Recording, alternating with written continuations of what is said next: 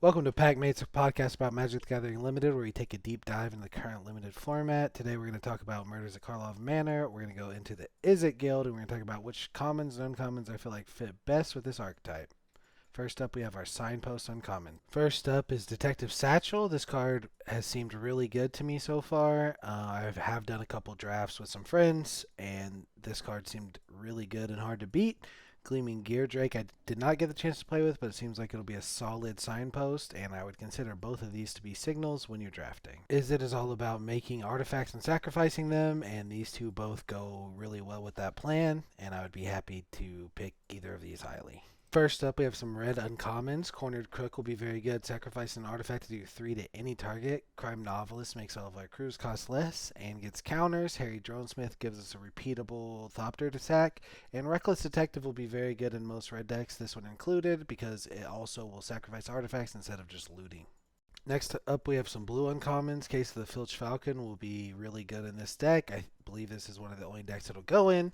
Mistway Spy is solid. It gives us some clues, and it's a flyer.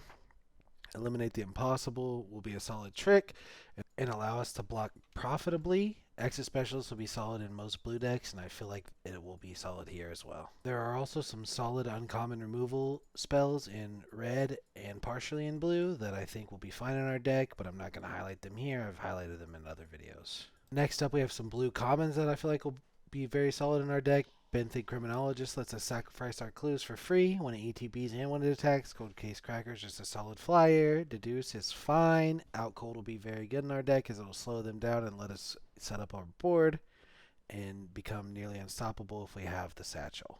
Then our red commons, we have Demand Answers, which will be good if we're sacrificing a clue to draw 2 cards. Gearbane Orangutan will be extra good in this deck because we can easily sacrifice our own things. Suspicious Detonation will be really good in this deck because we will often be sacrificing artifacts, and Innocent Bystander is a solid way to get us an Investigate token while also providing us with board presence. Next up, we have some removal spells in Galvanize and Shock that'll be very good, and Dramatic Accusation will be fine. Crime Stopper Sprite will be good if it's one of our few Collect Evidence spells in our deck, because we won't have a ton of other Collect Evidence spells, and it'll be fine as a 2/2 flyer for 3 that just taps something down. Last up, we have our multicolored commons that can go in this deck. Gadget Technician will be the best. Fairy Snoop will be very good at blocking, so we can set up our board state. Grant a Witness is a nice tempo boost if it taps something down and flips on the same turn, maybe even trades. Shady Informant will be fine in our deck. I just think it's a fine card. Overall, I think Izzet has a lot of tools to build different variations. I think the deck will be very strong. There's an aggro variant and a card draw variant. I think both variants will be very good. And thanks for watching our Izzet review.